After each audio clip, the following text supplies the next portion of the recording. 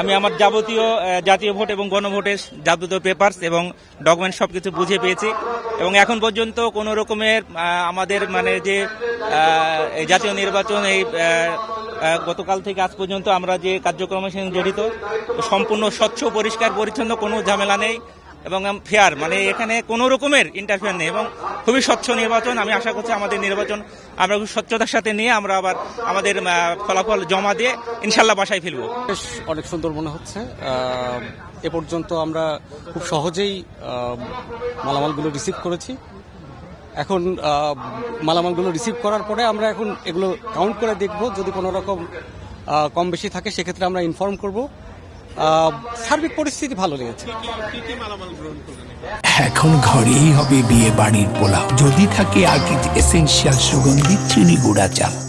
আমরা লিস্টেড যে এখানে যে লিস্টেডগুলো মালামাল আমাদের, সেগুলো এখন আমরা চেক করিনি। আমরা মালামালগুলো যেগুলো দেওয়া হয়েছে সেগুলো আমরা নিজেরা সর্ট আউট করবো যে কোনো কিছু কম বেশি আছে কিনা। যদি কম বেশি থেকে থাকে তাদেরকে ইনফর্ম করে ওই মালামাল সহ আমরা নিয়ে যাব। নিরাপত্তা আমি কেন্দ্র পরিদর্শন করেছি এবং কেন্দ্রর 6টা সিসি ক্যামেরা লাগানো আছে। সিসি ক্যামেরা সবগুলোই সচল। কেন্দ্র যথেষ্ট পরিমাণে নিরাপত্তা এবং ওখানকার দায়িত্বে নিয়োজিত পুলিশ, এনএসআই সবাই যোগাযোগ করেছেন। আশা করি যে ভালোই হবে।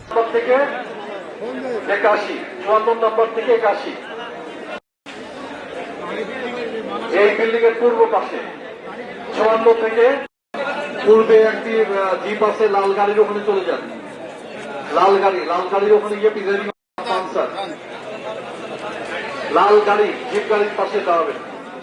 আমি আপনাদের অনুরোধ করবো, আপনারা নিরাপদ জায়গায় থেকে পুলিশ অফিসার ছাড়া কোন নির্বাচনী মালামাল নিয়ে যাবেন না।